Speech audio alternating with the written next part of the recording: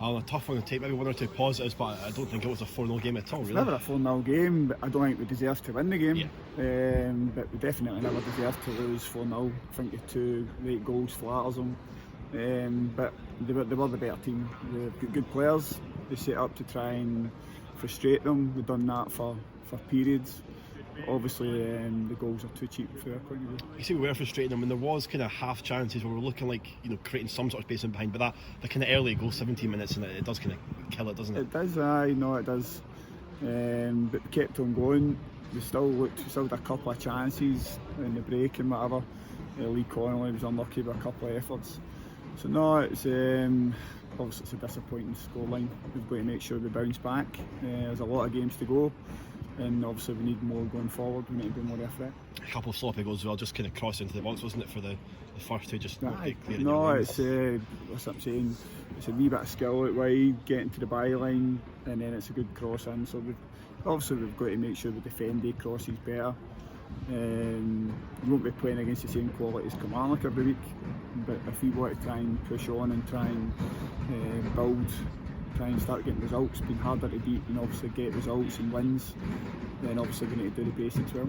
To make a couple of changes, Rory Pate and Josh Todd back in for the first team. How did you think they done today? I thought Rory gave everything, he always does.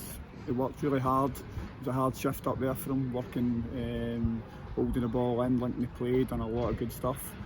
Same with Josh Todd, worked incredibly hard. So there was some good performances, but at the end of the day, we never done enough. They're a better team.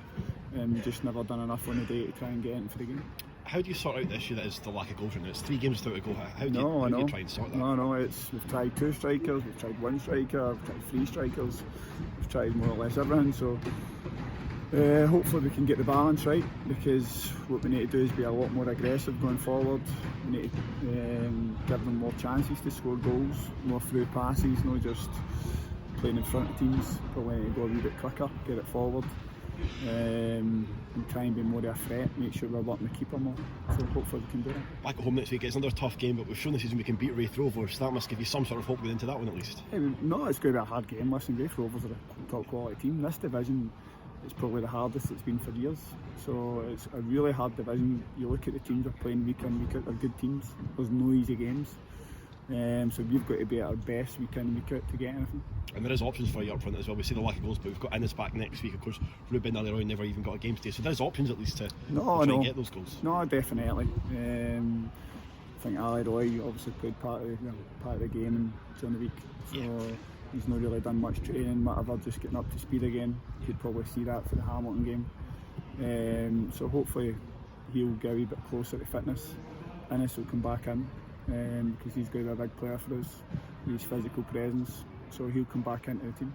One positive that people might have saw before the game, Kieran McKechnie back on the pitch. He's been in injury hell for the past year or 2 at Queen's, isn't it? But he's back training, so that must be good for him and good to have. No, he's not back training yet. He's just obviously doing a wee bit with the ball, he's still a good bit away from actually joining in training, but it's a big progression even doing that. He's just been doing running beforehand.